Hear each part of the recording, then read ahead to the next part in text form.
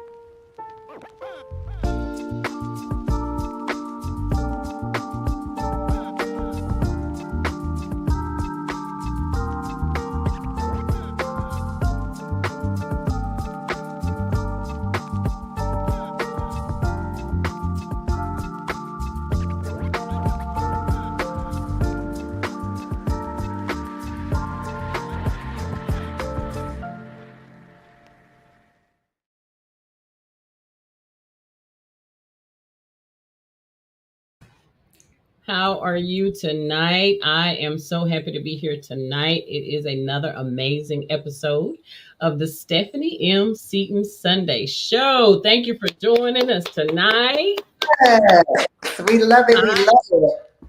I am so happy to introduce my new friend, my new sister friend, Miss Shareen King. Thank you. Welcome, welcome, welcome. Yes, I'm excited to have a new sister friend. So excited. I'm happy to be I here. Thank you know. for inviting me to your viewership and to your platform. And I'm super excited to talk about faith and healing and transformation and empowerment, all the things. Listen, I'm so happy for you to be here tonight. We are going to be talking about you and your brand, the amazing things that you've got going on. And I will try to keep the tears back. You and I were able to meet at the National Black Book Festival. And I mean, it was like instant. We talked, and well, it started with you walking in the door when me and Patrice were sitting there. Patricia was sitting there, and then you walked in the door, and you were like, "These are my people." And from there, the rest is yeah. You literally said that, and by the time you said that, and literally the three of us became the Musketeers. But Yeah. I just want to thank you so much for being just so open and friendly. And I remember I kept saying, "Thank you for being so friendly." Because sometimes people can just be so uptight and just not nice. So I first want to say thank you, Miss Shereen, for being so nice and just pleasant. And you made my trip there so nice because I was very concerned. I was like, oh, I don't want to be here for 3 days and not have anybody to talk to. And Right. so thank you, thank you, thank you. Yes, I have to say, it's the God in me that makes me so nice. It ain't me. It's the God in me. Like the Mary said, they wrote that song. It's the God in me. Yeah, It literally is the God in me that allows me to be just open and welcoming to new yeah, people around me, that I don't necessarily know, but yeah, I want to be an example for Christ and I want to be a light. And when people see me, I want them to be able to see him in me. You know what I mean? So yeah. I think it costs nothing to be kind and to be Oh, I nice to. love that. I love So that. it's Yeah. free. That is so true. Thank you, thank you, thank you. Well, listen, my very first question that I ask all of my guests is for you to tell us, who is Shareen King? Yes. Okay. Well, Shareen King is a woman who loves the Lord, and stands on her faith and knows how much her faith has carried her through some of her biggest challenges in life, and knows that she would not be able to get through the biggest challenges in her life if she didn't have the faith and the love of God working with her. And not only a person who, believes in spiritual healing, but also physical healing. And I Yeah. also believe that I'm a woman who wants to empower myself to be Yeah. better, but Yeah. also want to inspire other women to be better for themselves and to Yeah. live, the life that we should be living, that makes us happy and makes us feel fulfilled inside. Not just happy, but fulfilled. Because I do Yeah. believe there's a difference between Oh yeah. being happy and being fulfilled. Oh yeah. Anything can make you happy. Ice cream can make you Yeah. happy. Yeah. Popcorn Yeah. can make you happy. All those surfacey things, but Yeah. there's something deeper inside of us, in our souls and in our spirits, that when we connect to God, that we can Yeah. understand things differently, and we can be more fulfilled in our lives, and Hmm. and just be happier people when we Yeah. feel like we're being fulfilled. So Yeah. that's who I am. Yes, ma'am. Yes, ma'am. Well, definitely, there's definitely a difference in between happiness and fulfillment, and we know that to be true throughout many of the parables in the Bible. Talks about temporary satisfaction and things of that sort, but the eternal water, the eternal thirst being quenched. And so, good evening, Miss Cynthia Ferguson. So we will have different people joining in as we have our interview tonight, and we will recognize them as they come into the room. So, hello, Miss Cynthia Ferguson. Glad to have you with us tonight. So tonight we have Miss Shareen King. She is a author. She is a producer. She's a woman of God. She is an amazing lady. Calls herself the King's daughter. And like I said, I had the pleasure of being able to be around this young lady. And the very first night that we were at the, I'm going to call it a convention. I don't want to give them too much recognition, but it was a Yeah, convention that we went to. And we shared, it was a big table of us at our particular table, and she and I were talking about our books. And we shared a very intimate moment before we got a chance to, I mean, we were having a tear jerker conversation, what, 5-10 minutes into sitting next to each other, and it was like, okay, God's in the room.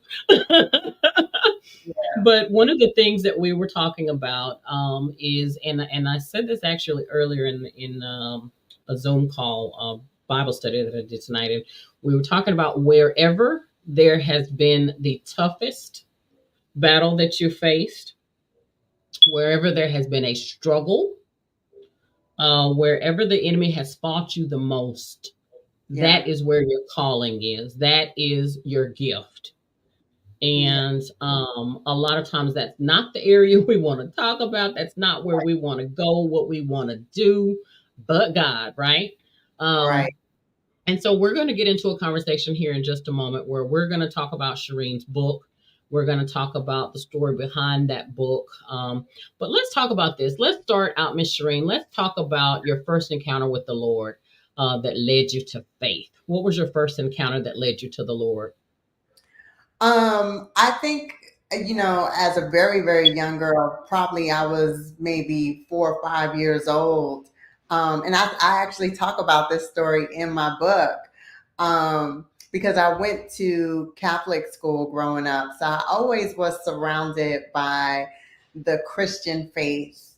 Believing in Jesus. The practices may have been a little bit different than how I worship and love the Lord now, but the Right. sentiment of loving Jesus Christ was always there.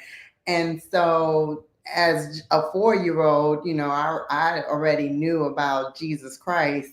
And I just remember praying, at a very young age, and learning who Christ was and how important he was to Right. the world, and Yeah. I just felt like, to me, Jesus Christ, just as a 4 and a 5 year old, he was as important and as big as Santa Claus for me. You know what I mean? Yeah. Because I was so young and I learned so much about him at such a young age, being in Right. school, surrounded by nuns and going to church and all the practices. That he meant so much to me at that very young age.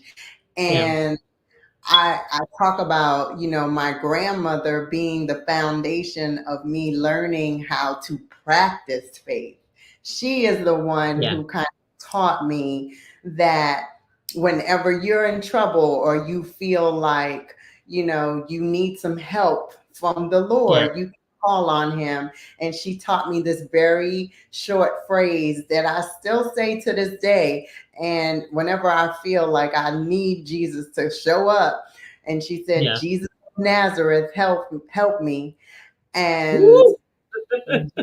that's it. Yeah. That's all you need to know. You know what I Yeah. mean? Like, Yeah. just call on the Lord. And she said, when you feel lonely, you feel like you need help, you don't feel right, say, Jesus of Nazareth, help me, and he will show Yeah. up.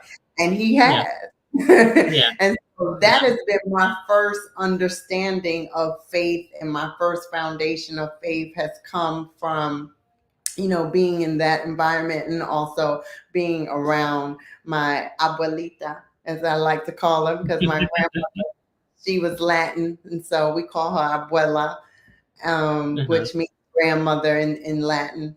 So yeah, so that's how my journey with faith began. Okay. Okay. So your grandmother, I know we talked about that. Your grandmother played a very instrumental part of your life. Let's talk a little bit about. So we talked about the first encounter with God. You talk in your book about an encounter with Virgin Mary in your book. Yes. And how did that spark your faith as you were growing up? It's funny. So I know a story you're talking about. The first story I wrote in the book is about the story that I talk about, where in the school that I went to, they allow, if you were a good student, let me say that, if you were a good student throughout the week, you would get the privilege, right, of taking home the statue, and the statue was of the Virgin Mary. And man, I tried so hard every week to get that statue. I was working on it every week. And finally, I ended up getting the statue. And I felt like the year was almost over when I got the statue. But I got the statue and I took it home. And it just so happened that and there's some other stories that will be the backstory to some of this, of what I'm saying. You have to get the book to find out. But there were some Right. incidences that happened in the home, and there were police there, and they were, coming to get my mom, and some things that were in the home. And I was trying to protect that statue with all my life. And I was under Yeah. that bed, hiding, saying, Jesus of Nazareth, help me protect please don't break the statue. I don't care what happens in this place, but as long as the statue don't break, because I can't go back to school with the broken Virgin Mary after I worked so hard to be one of the students that got to get to take the statue home. And here I am in a situation where the police are at my house and the shootout is happening, and here I Oh am with Jesus. the statue. And I was just praying under that bed, like, Lord, please don't break this statue. Jesus. Yeah. Oh, that was really like my first, like, Yeah. Lord, show up, as a little Yeah. kid. You know what I mean? I Yeah. was like, Lord, please don't let the statue break, because I don't Yeah. know what to tell these nuns. I go back to school with the broken statue. Like, I'm gonna be done. Like, I'm never gonna get the statue Yeah. again. They would have put you out of Catholic school. Okay, okay. So even though it's like we're laughing about it and everything, but Yeah. it's Yeah. that really Reality. that was the Yeah. reality I was in, and Yeah. That and was that was reality. honestly what I was feeling like. and Yeah. and I, you know I don't want to give it all away and spoil the story for people who are reading it, but I thank God that He heard my prayers. Yeah, yeah. He heard your prayers and you were able to take the statue back to school in one piece. Praise the In Lord. one piece, Hallelujah. thank the In one Lord. piece. Yeah. So, kind of tell me a little bit about your family. What was your family life growing up? And what did that look like for you? Yes, my family was beautiful growing up. My so my mom and dad, they were not married, and they had separate lives.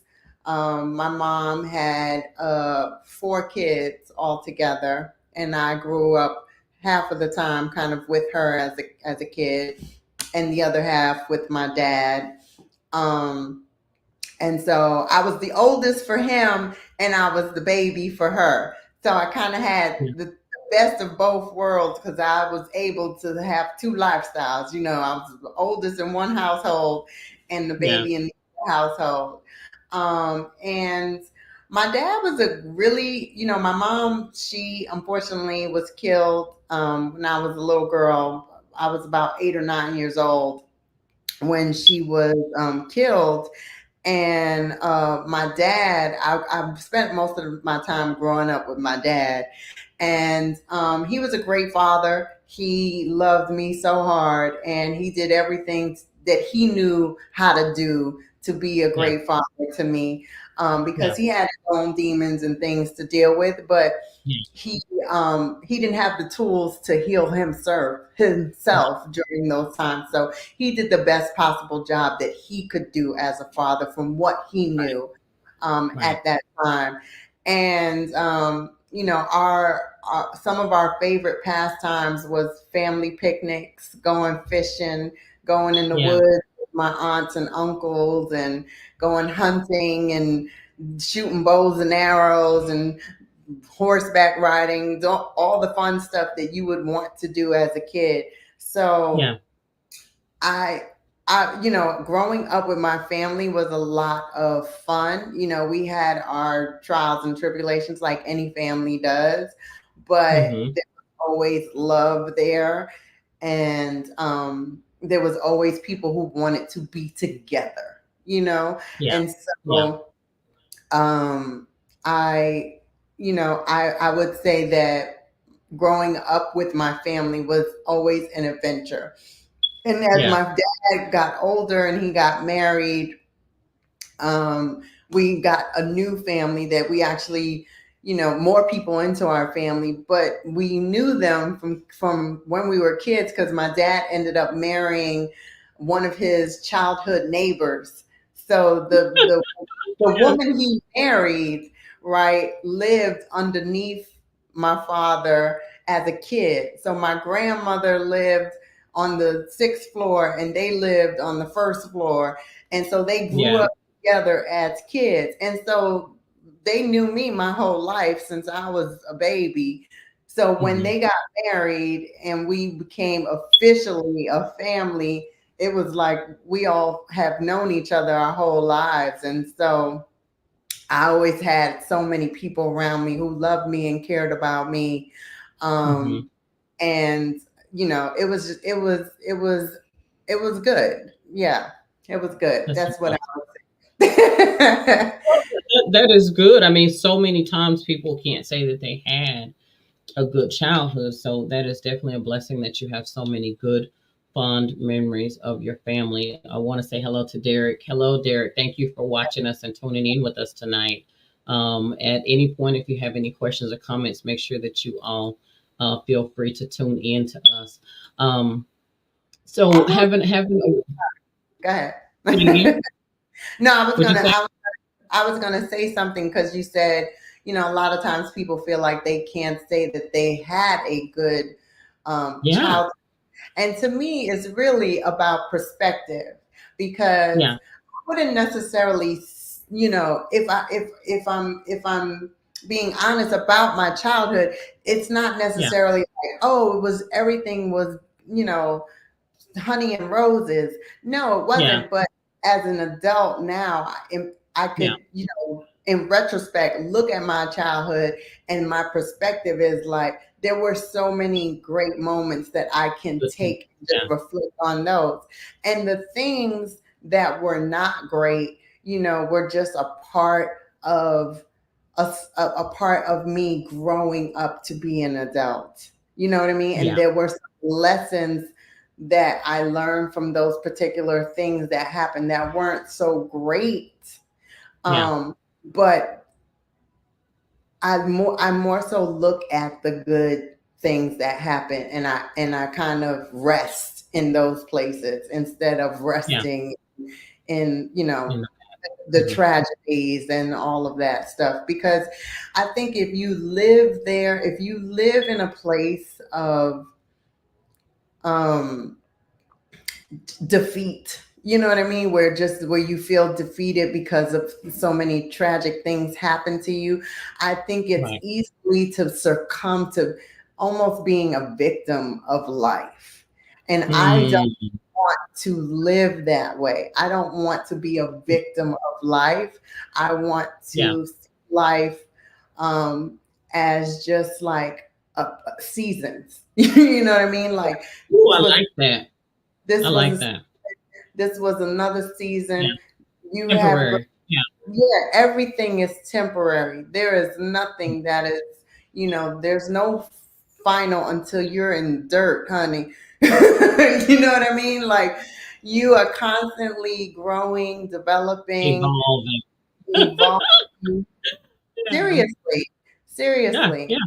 Yeah. And so I definitely think it's about perspective and how you see life for yourself. But I I love it. definitely don't ever want to see myself as a victim of all these things that happen to me. You know what I Yeah. mean? Oh yeah, yeah. I love that. I love it. I love it. I love it. I know that you had a really blessed childhood as far as with family and growing up with siblings and everything. I kind of want to talk a little bit about your book.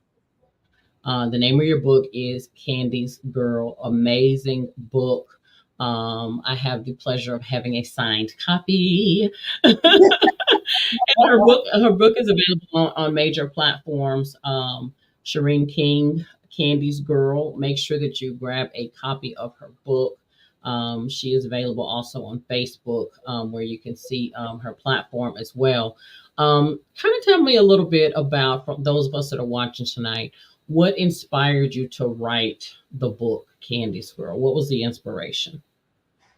There was a couple of inspirations. For a long time, my family had been planting the seed in me to write a book about just like my path throughout life and some of the things that I've went through as a child, and then also some of the stories that I've been able to experience just as a young adult, professional adult working in the entertainment business. Yeah, And and so those were the seeds that were planted in me. And then for many years, a lot of young people have been asking me, how did you get started in entertainment? How did you work for Queen Latifah? How did you work for Steve Harvey? yeah, What got you in the door? Tyra yeah, Banks, all these yeah, things. So I just started writing, and writing stories about how all these things have happened within my life.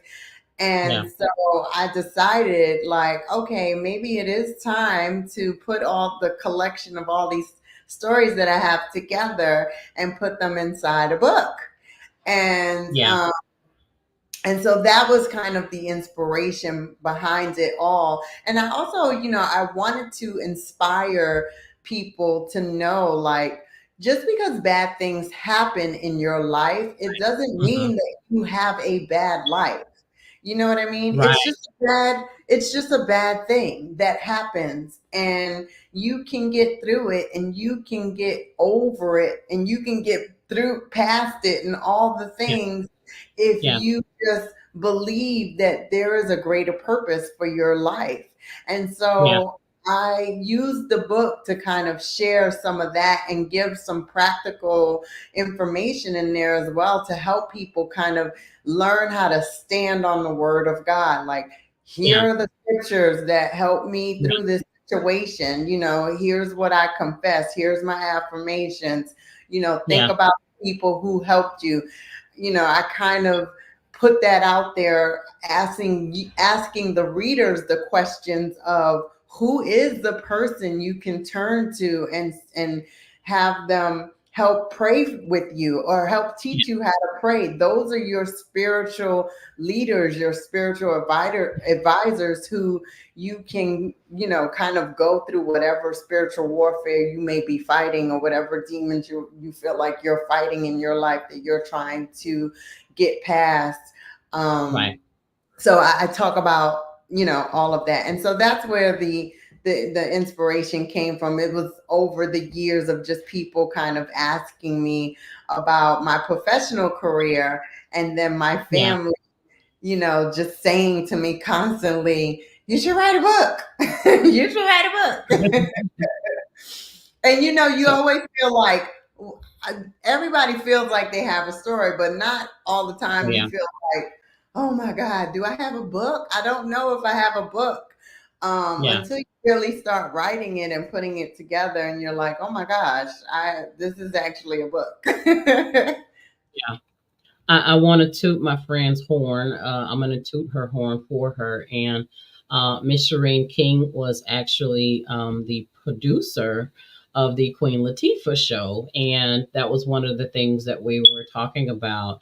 And just the amazement of listening to her talk about how when she started into that profession, the Lord gave her so much insight as she went and just has just blessed her to have so many more publishing opportunities and as a producer. And so I used to watch the Queen Latifah show, and now it even, and I even, resonate with it more now that I have met Miss Shareen Oh, King, knowing that she was behind the scenes, like help putting that together. And so, very grateful for that.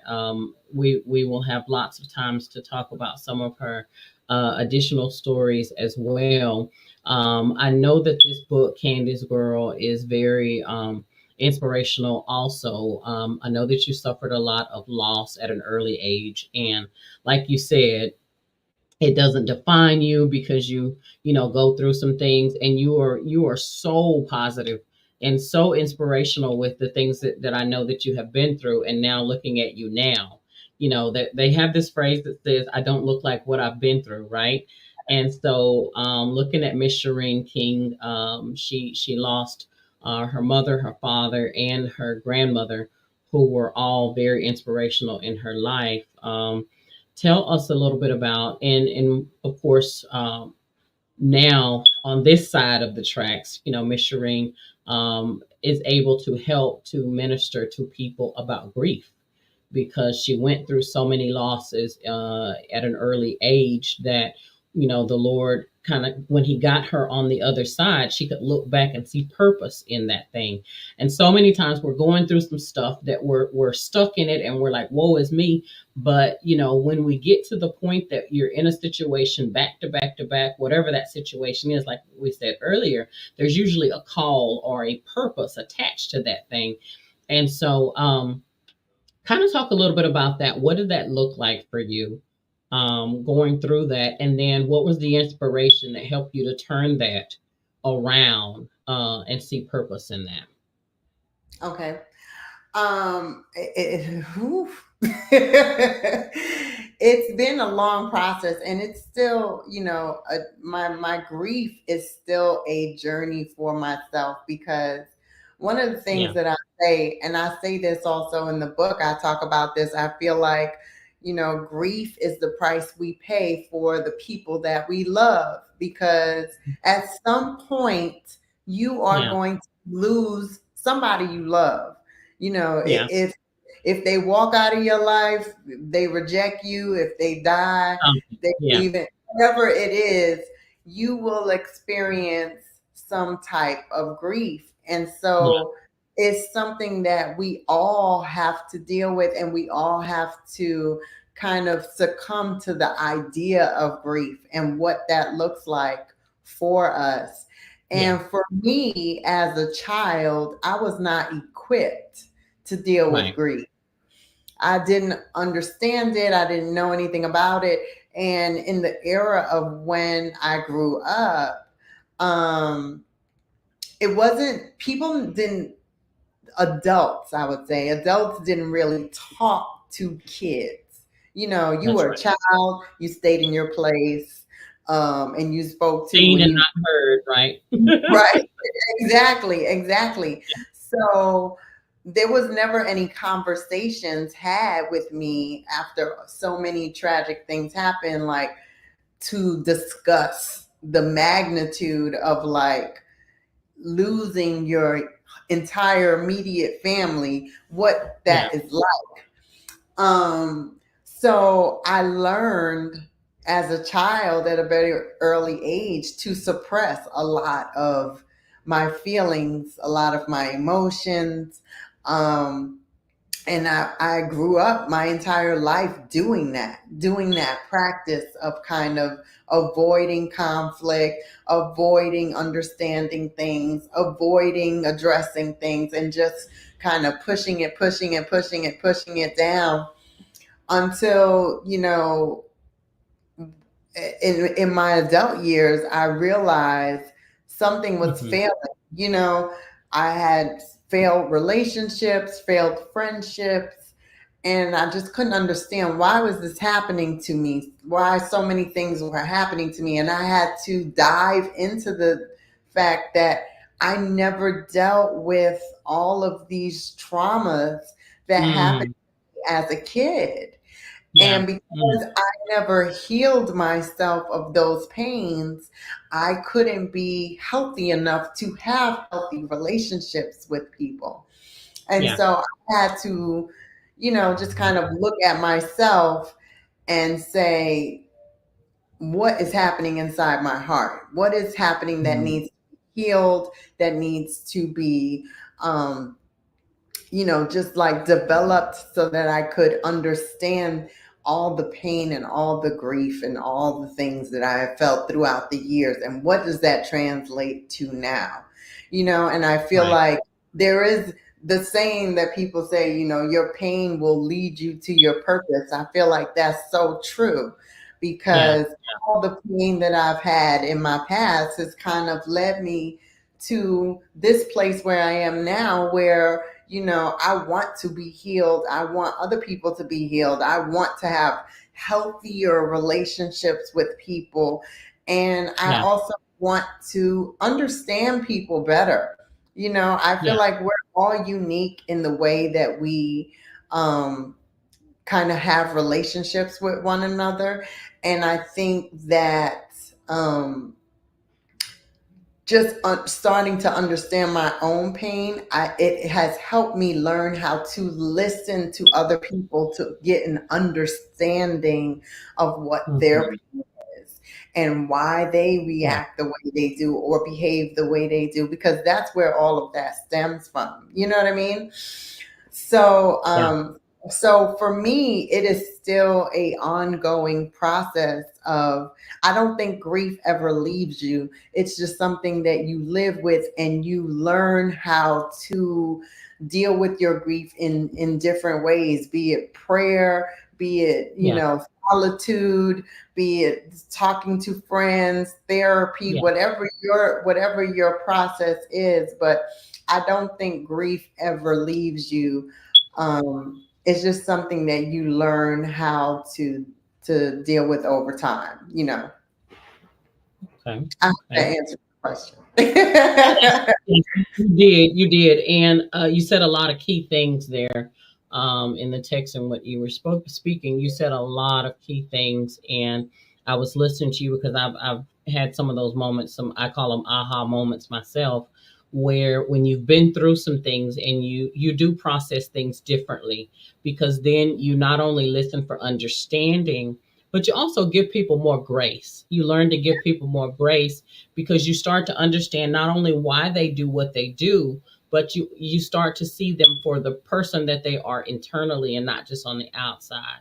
Because a lot of times we say and do things is because we haven't been taught how to do them a different way. It Right. was just the way we were taught. And so I think we have more grace on people and with people when Hmm. we actually go through something that's deep and traumatic in our lives, and we get to the other side of it.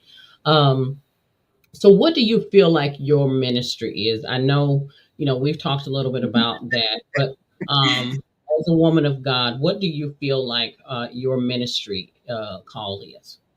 Yes. Well, I know you have said to me that you feel like grief is my ministry to help people with grief.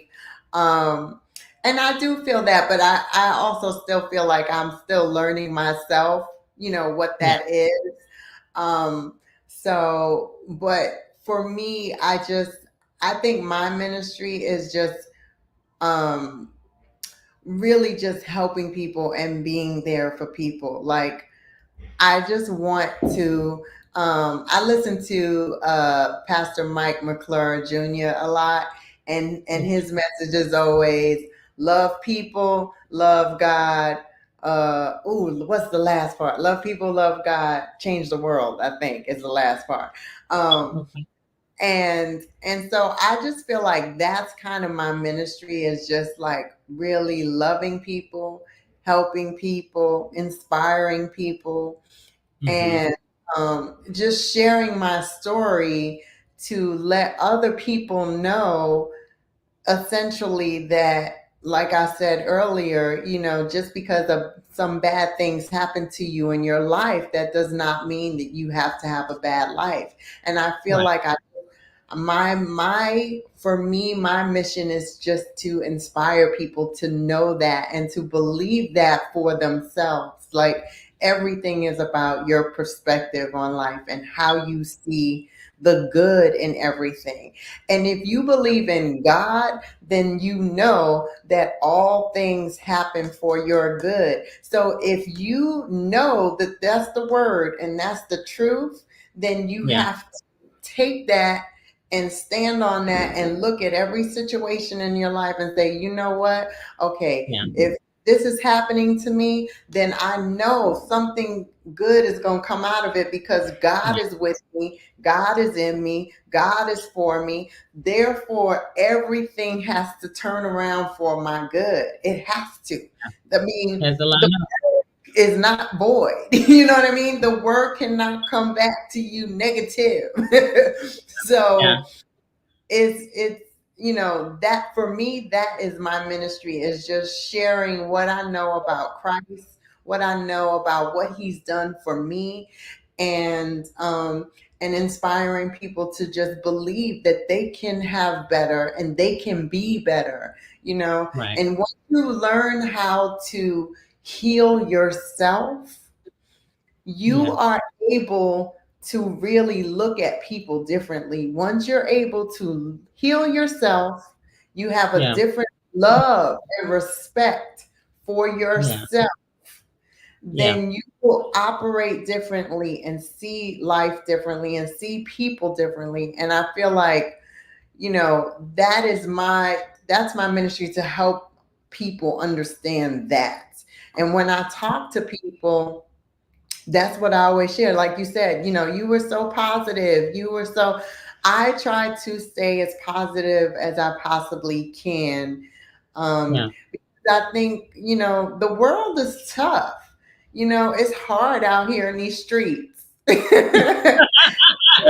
It's true. Yeah. It's It hard. is. Yeah. It's hard out here Yeah. in the streets. And so, what good does it do for me to be, mean, spiteful, ugly, nasty, any of those things that are not the fruits of the spirit to other people? Right. It does nothing. We need to be filled of joy. We need to be filled with that light, and to just let other people see, why are you glowing, why are you smiling and the world is crumbling? Well, let me tell you why.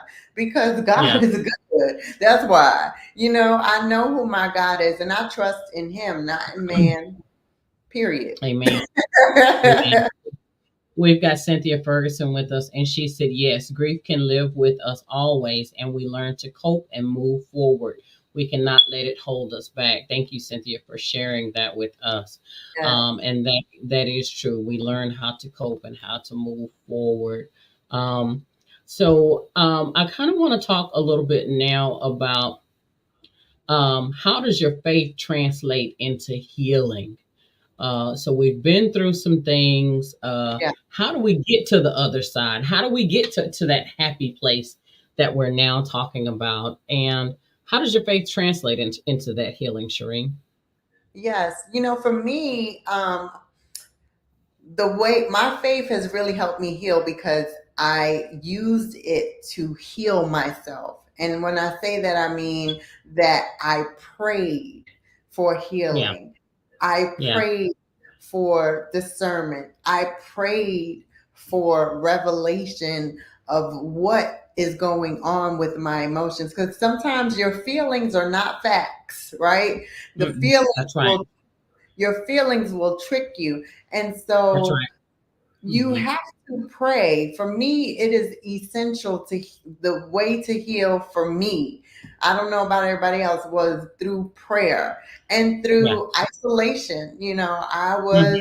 I spent a lot of time alone, by In the myself, presence of the Lord. Yeah. in presence of the Lord.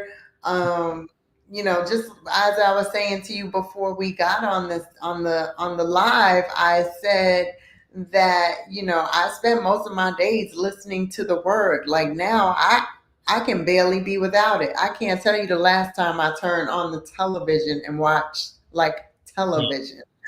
I just Yeah. it doesn't serve me. So Right. I find myself just saturating myself with the Yeah. word of God, with worship music, Yeah. and just listening. And it is very difficult to Yeah. when you're a person who has been around a lot of people your entire life and has always had somebody around you, when you begin to just be by yourself, it is very triggering. You're like, Yeah. wait a minute. Yeah. And it causes you to really focus on Yeah. yourself and focus on your mind, because Yeah. you will start really, if you're praying, you will really start hearing the voice of God, and you will start Yes. understanding a lot of things. Start So making sense. start making sense to you. And if you are really serious about healing yourself, then he will reveal to you where Yeah. things have been awry for you and how they Yeah. got that way. And the Yeah. revelation of those things will start coming to you, and you'll start having Yeah. understanding. And Yeah. that's the most important thing, is when you start getting that understanding. And that's how my faith has kind of played that essential role in my Yeah. healing process, you Yeah. know? I love it. I love it. I love it. I love it. I found for myself as well, Shereen, when things are going on and I feel overwhelmed or like I feel, chaotic in any type of way, I have to get alone. I have to, get alone with the Lord and, find that quiet space that I can hear his voice for guidance and direction. And then, I'm empowered to go to the next step or to, Right. to move uh, from that moment that, at one point felt, anxious or overwhelming. And so I love the way you said you can hear his voice, because that's what he does. He puts you in quiet places. He allows you to be in quiet places so that you can get to know his voice. I Yeah. thought you stated that very beautifully. Um, I'm going to give you three words: healing, empowerment, and transformation, which those are the terms for my platform: healing, empowerment, and transformation. Tell me the one that stands out the most for you. Um, Transformation, I think. And also, I Okay. don't, I kind of go between empowerment and transformation, because both of those kind of land together for me parallel to one another, because I feel like I had to empower myself in order to transform myself. And that's kind of, the phase that I went through in the last couple of years, where I felt like, okay, I want to change, I want to be different, but how Yeah. do I do that? And I had to just empower myself to learn how to love myself, and Yeah. be strong for myself. And that Yeah. kind of led into my transformation. So those two words kind of work together for me as one. I cheated. I love it. I love it. I love it. I love it. As we're getting ready to come to a close here, I want you to think about maybe some younger ladies or even same age, just women in general that may be struggling or going through some things that you have went through. Mm. Um, and they're trying to get to the other side. What do you say to them, Shareen, to give them some inspiration if they're going through grief or brokenhearted or loss or whatever it may be? What do you say to them to inspire them? The most important thing that I have learned throughout my life is that you have to keep going. That is the Mm, most important thing. You yeah, cannot give up. Do not give up yeah, on yourself. Do not give yeah, up on, how you are feeling. It is to keep going, keep moving. And if you yeah, can just keep moving, you will make it yeah. to the other side. And Ooh, I love that's the most important thing, is don't give up. yeah, Not give up on yourself, because God yeah, definitely doesn't give up on you. Don't give up on yourself, and just yeah. keep moving towards better. It is I love it's a process. It's not and it's not a quick race. You know what I mean? You it. don't get there overnight. You just have Yeah, to keep moving towards the finish line, and eventually you get there. But it's up yeah, to you to just take that next step and know that there's better on the other side, yeah. and keep moving forward. That's what I would say. I love it. I love it. Keep moving. Do not give up. Listen, today we have been talking to author and producer Shareen King. Her book, Candy's Girl, is out on all major platforms. Make sure that you like, tag, and share this video tonight. Spread the word, Candy's Girl. She is also going to be having another book coming out here soon, and we got to stay tuned for that. Yes. I love you, Miss Shereen. You're just such a beautiful, amazing person, inside and out. This lady, she had me just cracking up, laughing, and just having such a good time. I'm looking forward to working with you soon. Here, we've already got some plans in our heads of some collaborations and things that we're gonna do. Yes. Um, Miss Shereen King, thank you, thank Thank you, you. thank Thank you you. for having me. Thank you so much. Yes, ma'am. Again, like, tag, and share. Make sure that you subscribe to the Stephanie M. Seaton Sunday Show here on YouTube. Thank you so much for tuning in tonight. Hold tight, Miss Shireen, as we get ready to exit. Just hold tight for me. Thank you, thank you, thank you for being here, everyone.